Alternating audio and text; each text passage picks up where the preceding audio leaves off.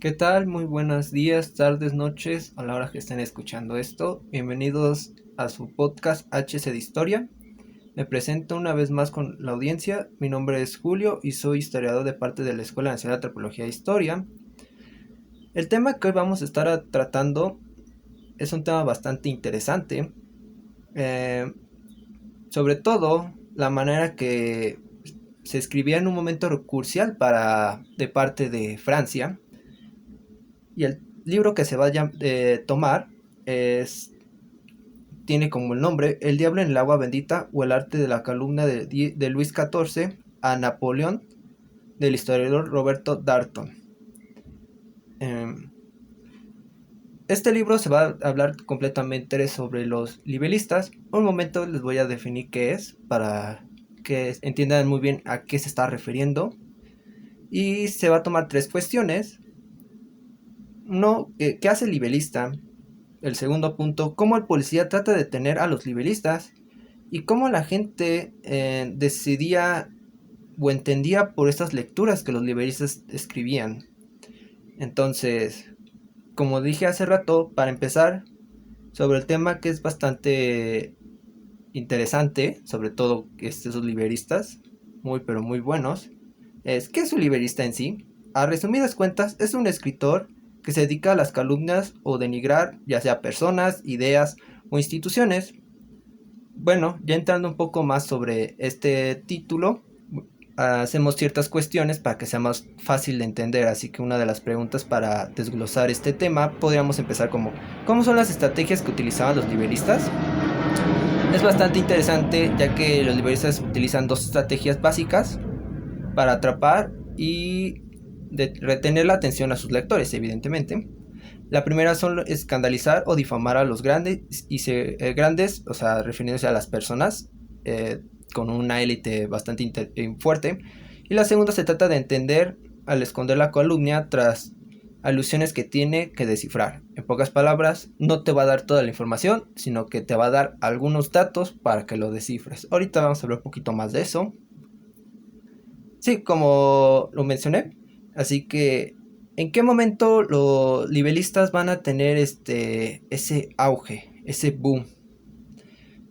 Bueno, sobre todo, estos liberistas van a tener su boom en el momento en el que va a haber un golpe muy fuerte en la política de Francia. Y eso tiene que ver con el canciller Maupeou. Eh, ¿Quién es Maupeou? ¿Qué hizo? Bueno, su nombre completo es René Nicolas de Maupeou. Es un canciller, por lo que se dijo anteriormente, y lo que hizo fue reorganizar un sistema judicial a través de un golpe de Estado, destruyendo el poder político de los parlamentos. En pocas palabras, quería regresar una idea bastante mano dura en las políticas francesas.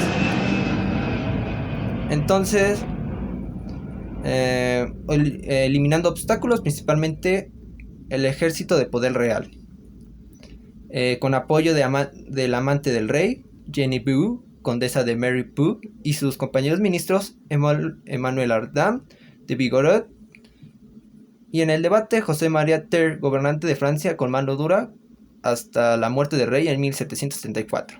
Ese es el contexto histórico de por qué los liberalistas empiezan a atacar completamente estas políticas nuevas que tiene Francia. Bastante interesante. Ahí tienen el por qué quieren chocar contra las grandes imágenes del Estado, o las figuras del Estado para ese entonces.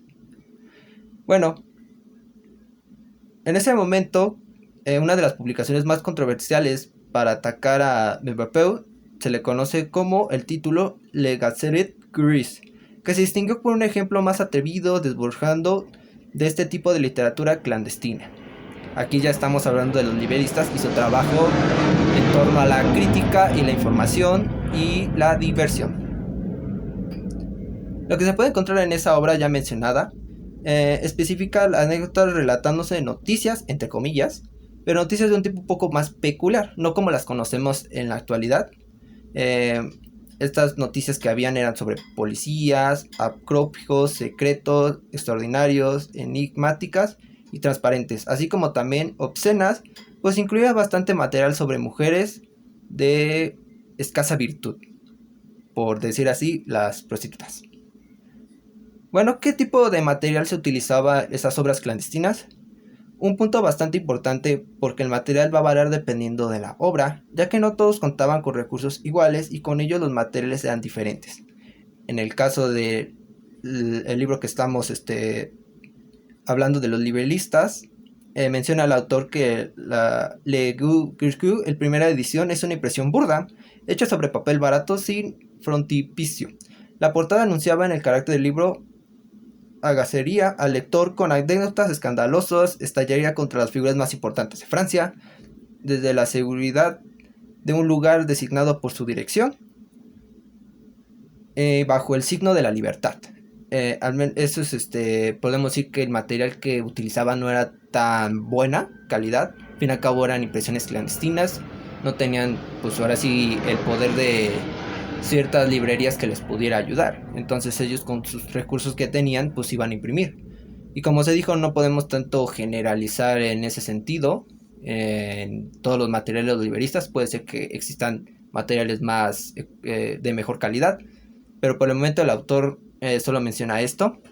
Y bueno, y los documentos que se han encontrado varía, por ejemplo, otros materiales que se pueden encontrar de formato de libros de mejor calidad, pero esto va dependiendo del librista, como los mencioné.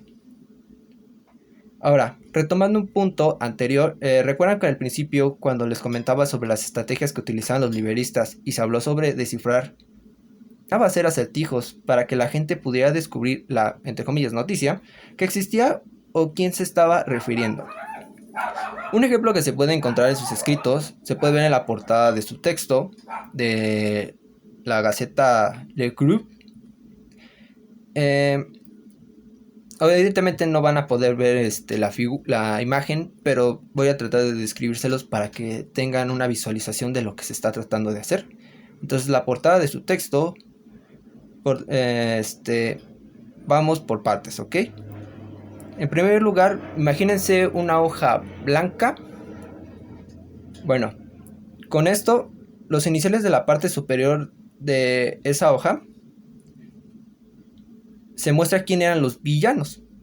El problema es que no se encuentra es que no viene el nombre de los personajes referidos. Se puede encontrar solo los iniciales DB en la parte superior izquierda junto con un SF. Y la DM en el lado derecho tenían esas iniciales. Bueno, ¿a quién se refería para quien estaba atacando este libelista? Se refería, la DB es parte superior izquierda, corresponde a Du Barry. La SF junto con ella es Saint Florin. Y la DM del lado derecho es de Vapeur. Este acertijo, para que estaba dirigido a los lectores del siglo XVIII, estaba relacionado con los personajes más elevados de Versalles. Bueno, ¿y de qué hablaba la noticia? Para que hiciera este acertijo. En resumidas cuentas, en 1771, la condesa du Barry estaba a punto de lo más alto de su influencia como amante de Luis XV.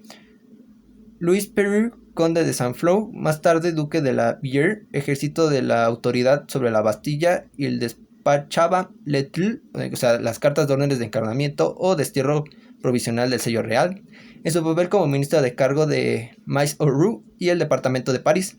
Y el canciller Mirabeau habló echando a andar la revolución, o sea, en el sentido de que va a hacer ese golpe, al interior del sistema de poder al destruir la capacidad que tenía el parlamento para limitar la autoridad del rey, rehusándose a registrar los derechos reales. Más o menos quería tratar de hablar el libelista.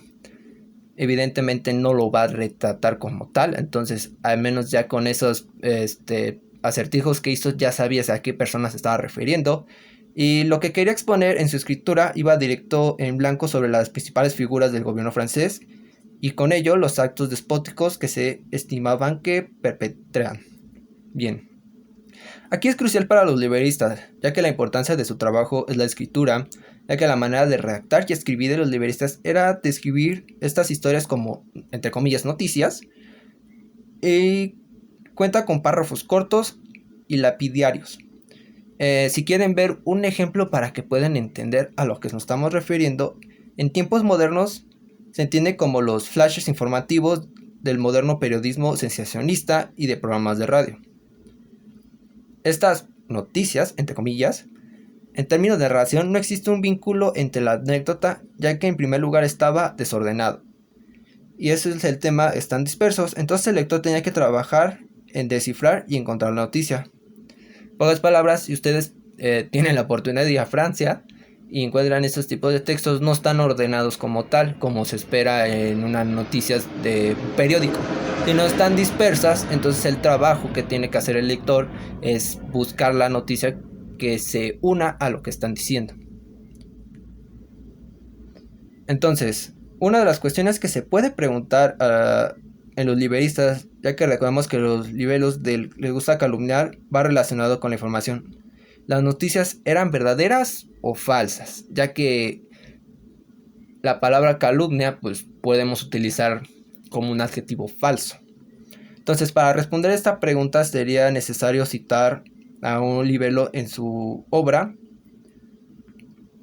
Aquí va la cita. Debo advertir al público que algunas de las noticias que presento como verdaderas son en su mayoría probables, y entre ellas hallarían algunas cuyas falsedad es obvia. No me preocupo por separarlas. Es menester de la gente de la alta sociedad quien sabe lo bastante de la verdad y la mentira para juzgar y elegir. Se cierra cita. En pocas palabras, de esta manera libero en alguien que informa y dice la verdad, pero esa información verdadera lo hace mediante un acertijo, para que el lector tenga que identificar de qué está pasando. De ahí que la noticia se puede encontrar como los horrores del gobierno francés provocará mucho escalofrío, pero la manera en la que se está redactando también se entretiene al informar. Así que podemos ver que los liberistas más que saben utilizar un buen peso entre divertirse pero informar. Entonces, esa es como que de las características que tienen esos liberistas. Y bueno, y todo esto nos podemos hacer la pregunta, ¿de dónde sacan sus datos? En este caso, los libelos nos indican que se tiene información de Versalles, al menos el del texto que estamos hablando de la Versailles. Se dice que era una mujer llamada de Courcelles, que posee información tan comprometedora que a veces no aceptaba confiar por correo y se le entregaba personalmente en Londres. Ahora que se le informa que consiguió la verdad o falsa, es otra cosa. Al menos el que está haciendo estos libelistas de su Gaceta nos dice que tiene información de primera mano, pero pues ahora sí nos queda la pregunta, ¿no? Si sea verdad o sea falso, pues bueno, eso ya es, yo creo que otro tema y otra manera de que se puede investigar sobre este asunto. Ahora, un punto importante que hay que marcar: Legace Kirsch nunca llamó a derrocar el régimen, ni imaginó la posibilidad de cambiar el fundamental en el orden político. Disculpen. Como muchos panfletos anteriores a 1789, denunciaba el despotismo ministerial. Como se dijo, mezclaba entre bromas y acertijos, presentando algunos ataques frontales y serios contra el gobierno de Mbappé. Pero este mensaje no debe ser destinado como una simple propaganda. Hay que diferenciar esto. No es que la literatura pueda interpretarse como difamatoria, sino que los liberos se expresan en un estilo polémico generalizado. En pocas palabras, les gusta informar mediante una polémica. Ya si quieren una breve resumen de lo que se habló, un libelo, como actúa y como ataca, nos puede llevar al segundo punto. ¿Tuvieron una represión? ¿Acaso salían con la suya? ¿Podía simplemente atacar al rey y las figuras de por medio y salirte como sin nada? Bueno,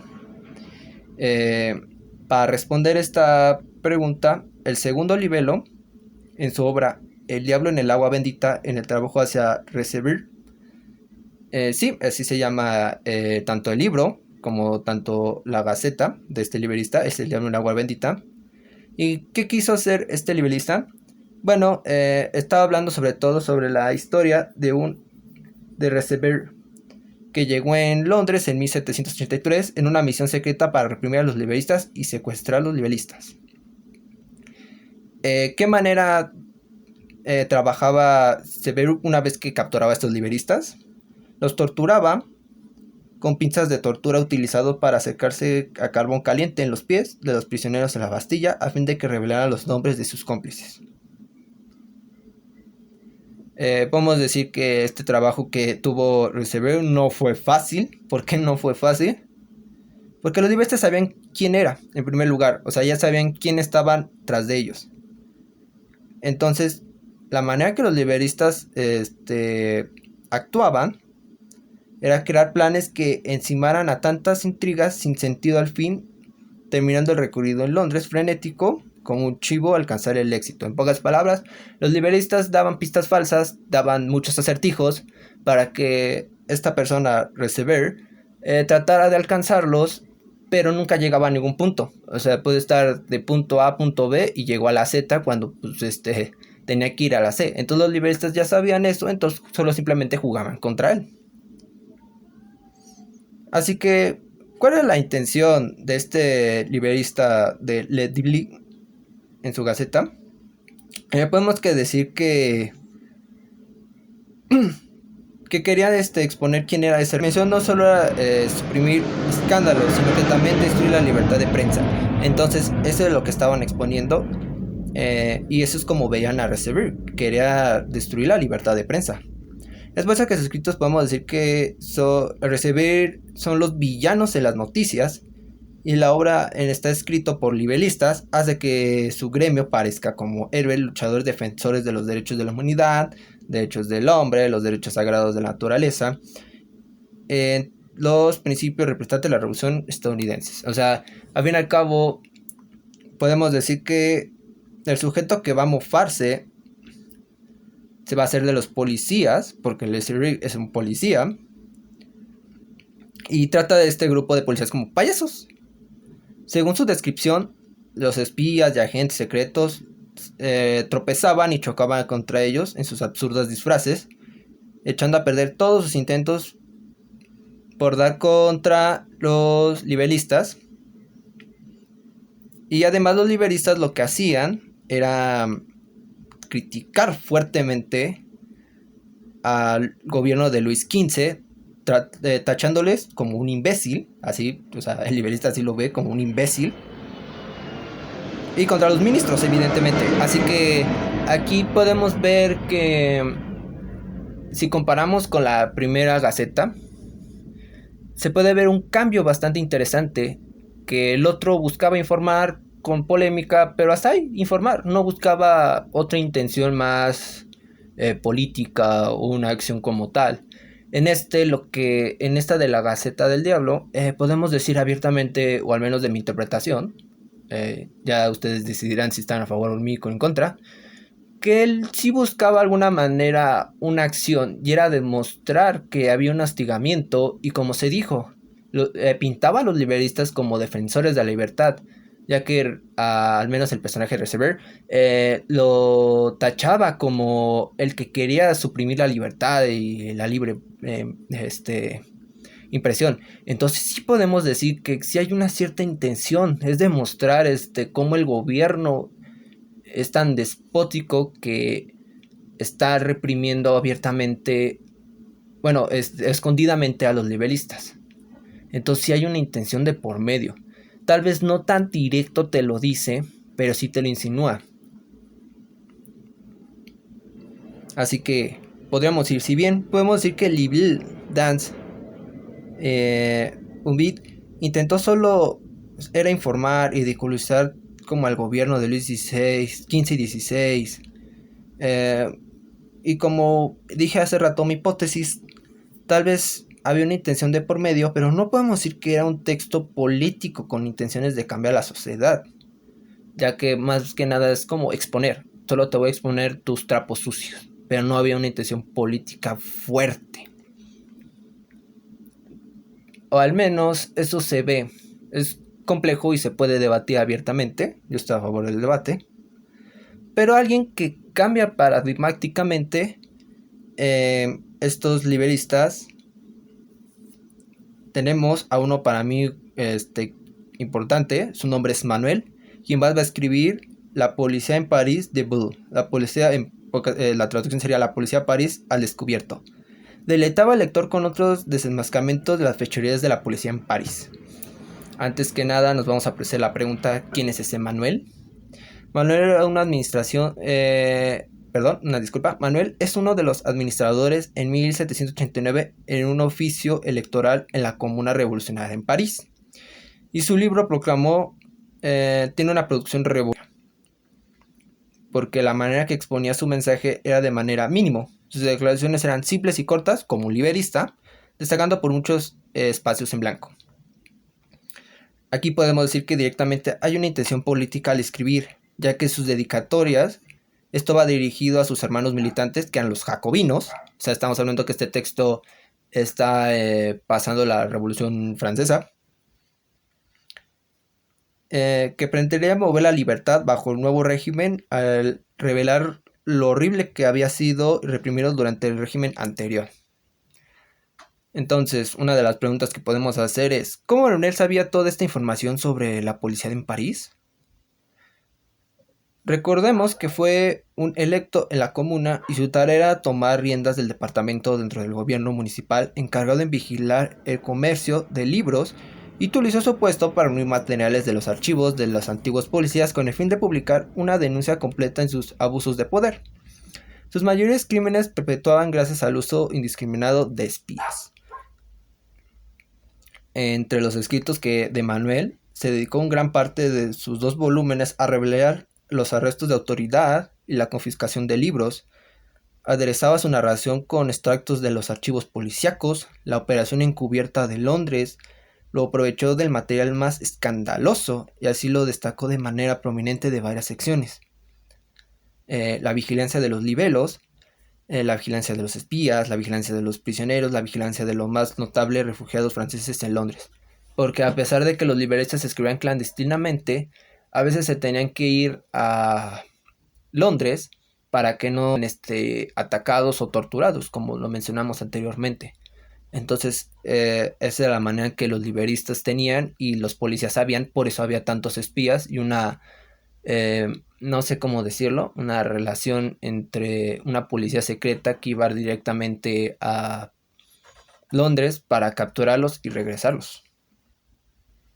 Bueno, entre los escritos que Manuel tiene, se encuentra que se podía ver los policías y espías sabían dónde se reunían los libelos. De acuerdo con esa información que tiene él, se congregaban los libelistas en barridas y cafés de nivel más bajo, tabernas baratas como el Dibhot Blue o cafeterías como el café de Stanhead y el café Orange, donde todos los refugiados franceses en Londres se reunían a perorar contra los franceses, contra Francia, o sea, el gobierno, no los franceses. Naturalmente, expondrían gravemente la torno a la libertad, de poder hallar catálogos sobre los franceses, especialmente los liberos más recientes. Entonces estas cafeterías ayudaban a tanto crear nuevas ideas, como tanto pasar ahí la información, y por qué no sus gacetas. Entonces, ¿qué labor tenía en presentar estos reportes policíacos? Bueno, Manuel insistió que no cambió ni una sola palabra con la intención de mostrar completamente en propias palabras de la fuente primaria. Esta cita lo pongo de Manuel, es bastante interesante y dice así: la policía nunca tuvo el derecho de juzgar a un ciudadano en secreto, pero cada ciudadano debe estar siempre preparado para rendir cuentas por su vida al pueblo francés. Se puede ver que aquí sí hay una intención muy fuerte en cambiar este sistema y criticar el sistema anterior. Entonces Manuel sí es un cambio muy fuerte como liberista.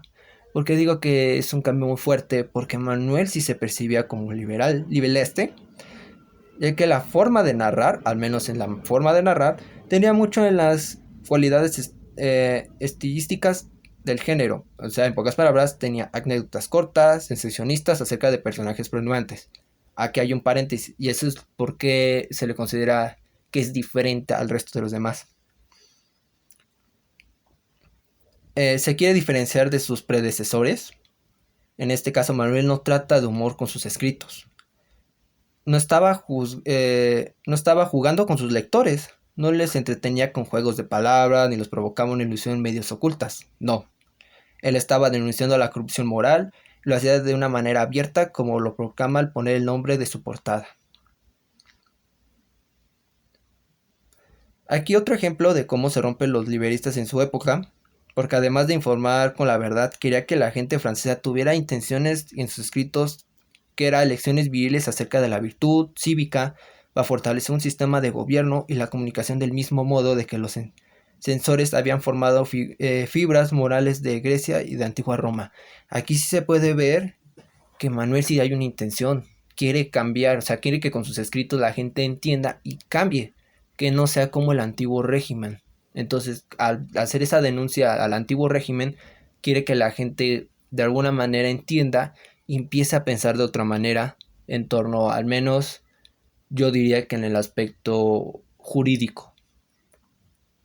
Entonces, por radical que tuvo Manuel, bueno, el contexto que se desarrolló, este liberalista al menos, tiene que ver con, como dije hace rato, la Revolución Francesa, es porque ya no es calumniar, más bien exhibir para que la gente cambie, y al igual que el antiguo régimen, es por eso que al principio que hablamos que Manuel era un dedicatorio jacobino por ideas que expresaba y simpatizaba. En este caso los jacobinos, un poco historia política, eran los liberales. Liberales. Entonces por eso él tenía esa simpatía. Entonces, aquí yo creo que haría una breve recapitulación sobre los tres liberalistas que estamos hablando, ya que creo que se dieron cuenta que no podemos hablar de liberalistas en el sentido hegemónico. Sí, claro, comparten la estructura en la escritura, pero las intenciones van cambiando. Entonces, con esto, podemos decir que, retomando al primero de todos, que fue Le Garcia-Ricursi, marcó la columna de una avalancha de columnas dirigida a Luis XV y las principales figuras de su reinado. A pesar de lo radical de su lenguaje, se dirigía a sus lectores de manera juguetona, que cambiaba la difamación con el entretenimiento en un estilo privado de las maledicencias del siglo XVII. El segundo, que es el Diable dans Debut, que hacía que la policía misma el objeto de su escanio y revela la historia de sus intenciones por eliminar las columnas durante el reinado de Luis XVI. Y este que acabamos de hablar, que es Manuel, la policía de París, su texto, llevó la historia a una era de revolución para utilizar un tono más atempestuado. Ahora la indignación moral, la que anima la narración, aunque aún aparecen muchos detalles sensacionalistas, para abrir un apetito al lector en pos de emocionar o lasciviar. Entonces, ahí están las tres estructuras muy diferentes que tienen estos libelistas. Sí, claro, los tres exponen, pero cada quien tiene una intención diferente. Como se dijo en el primero, juguetear y informar, pero no provoca más allá de eso. El segundo era exponer a los policías y ridiculizarlos a la vez. Y el último había una intención de un cambio para la sociedad.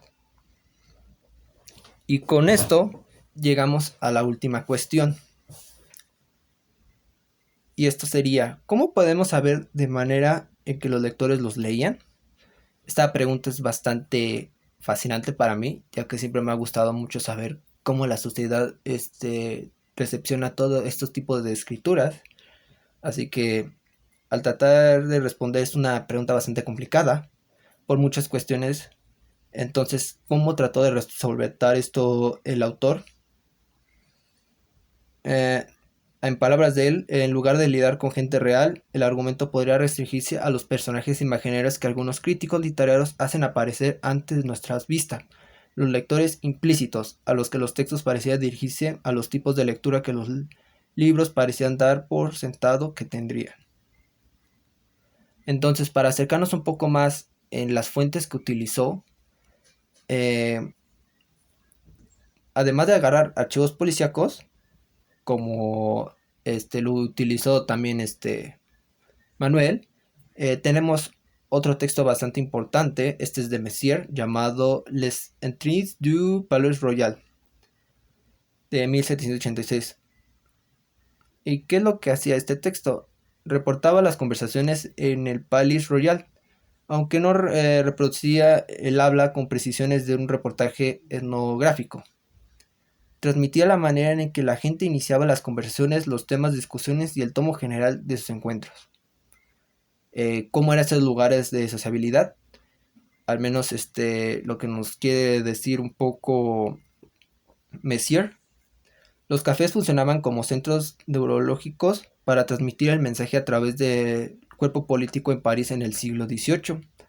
Junto con el café ofrecían noticias en forma de chismes y gacetas, como lo vimos en el primer libelista, tanto publicaciones legales como manuscritos. La información se difundía también, se podía adquirir en otros lugares claves, en paisajes urbanos, como pueden ser puentes, mercados, eh, embarcadores, juzgados y jardines públicos. Ok. Aquí también es muy importante, ya que los comerciantes se aprovechaban de esos lugares pues para vender sus libros. Entonces era un lugar tanto para adquirir tal vez adentro de las cafeterías, pero también en sus alrededores había bastantes comerciantes que vendían sus libros. Entonces era un buen lugar para el conocimiento, el debate y la crítica y pasarlo un buen rato en términos de intelectuales, por decir así. Así que todos esos lugares que mencionamos hace ratos, el más importante es en el Palais Royal. Pertenece al duque de Orleans, conocido en la década de 1770 a 1730 por su disposición a colaborar con agitaciones que socavan la corona. Ok, desde el incendio de 1763 encerró el jardín dentro de sus enormes encadas que contaba con tiendas, apartamentos, incluso algunos de los cafés más animados de la ciudad. En este lugar se permitía que los parisianos caminaban por el jardín, que hablaban tan libremente como quisieran acerca de cualquier tema. Podría comprar libros ilegales en las tiendas bajas, la arcade, determinándote los cafés para refrescarse el chisme, entre otras intenciones circulaban la prostitución o probar suerte en los antros apuestas. Muchas de esas actividades evidentemente eran ilegales para su época, pero aquí lo interesante es que los policías no pueden hacer nada. Nada más no pueden meterse a esos lugares, porque bajo el sistema judicial era como se mantenía el Palais Royal. Entonces por eso los policías no podían hacer nada, o sea, estaban atados con las mismas leyes. Bueno, entonces podemos decir que los policías perdieron. Pues la respuesta es un no. De hecho, en casos los policías los mantenían vigilados. Muchos expedientes de los archivos del policía mencionaban a los libreros que comerciaban con literatura prohibida, aunque solo algunos se referían a los clientes. Estas informaciones que se tienen se debían, como se dijo, había espías por parte de por donde está basando el autor para hablar sobre esto de cómo está recepcionado de Marché. Quería ser un espía, pero pues no lo consiguió. Pero al menos dio ciertas cualidades en sus palabras. Podemos decir que reconoce a las personas bajo vigilancia y denuncia a cualquiera que les ofrecía un folleto ilegal o preguntaban con excesiva insistencia acerca de algunos de aquellos liberos, las más veces provisional del título imaginario. ¿Y cómo actuaban los clientes? Bueno, según Messier, abortaban alrededor de los puestos y dentro de las tiendas para conversar y para leer. Se ven grupos con ellos que pagan al demostrar como si estuvieran atraídos por un imán. Fastidiaban al vendedor porque quitaban todas las sillas para hacer que permanezcan de pie. No obstante, ellos permanecían ahí horas tras horas, recargando contra libros, constantemente hojeando los panfletos, discutiendo sin parar acerca de los méritos y el impacto político de obras que apenas se habían visto. Una disculpa. La manera que charlaba, según Mercier, en el Palais Royal, proporcionaba un escenario en que los extraños se sentían libres para abordar el uno u otro o discutir lo que tuvieran en su mente. Saltaban rápidamente a un tema en el momento u otro y se acercaban y se alejaban de grupos donde más los locuaces podían perorar, aburrir durante horas. Le gustaba en particular chismear acerca de los grandes personajes del gobierno y de Cortés, y con ellos frecuentemente disparaban sus conversaciones en lectura de libros disponibles. Aquí Mercier nos puede hablar sobre dos tipos de lectores que existen. Asegura que los que leían la calumnia que aparecían impresos tenían más probabilidades de ser tomadas por ciertas que una que se difundía de boca a boca. Las personas razonables no se dejaban de engañar por esas burdas difamaciones, pero era una reducida minoría. Entonces, esas difamaciones podemos decir que eran los liberalistas. Bueno, podemos decir aparte que sí. Además, como eran percibidos, al menos los liberalistas intentaban mucho de lo que escribían, y sin embargo sus escritos resonaban entre el público amplio, teniendo en cuenta que usaban la calumnia, y se podían hacer ricos por difamar, como le pasó a un holandés que vino para hacerse millonario difamando a grandes personajes. Aunque nos dice Mercier que como piensa que los escritos liberalistas les atribuía a liberalistas enormes poderes de persuasión, no afirma que pudieran manipular la opinión pública. Al contrario de eso, apuntaba que la reaban dependiendo de los distintos grados de credulidad entre individuos y las diferencias subculturas dentro de la población. De hecho, ellos les gustaba también a los lectores debatir. Entonces, los escritos que encontraban, ya sea liberalistas o ya sea de literatura prohibida, la gente les gustaba debatir y discutir, y no solo eso, sino que toda esta información se pasaba también por parte de la familia. Entonces, después de pasar un rato en el cafecito, me iba a mi familia a informarles sobre todo esto que se ha habido. Entonces podemos ver cómo hay una intención de por medio bastante interesante de cómo se pasa la información de boca en boca. Entonces, una de las preguntas que podemos hacer es, ¿tuvo esta influencia? O sea, ¿estos escritos hicieron realmente estallar a las personas para que se rebelaran? Pues para Messier sí. Hay que recordar que no solo se informaba o se calumniaba, también se hablaba de acertijos. Bueno, Messier decía que sí, pero no, en realidad es por su paranoia. En realidad la respuesta sería compleja, pero podemos decir que hay un punto clave de todo esto, y es que recordamos de que se utilizaban los acertijos.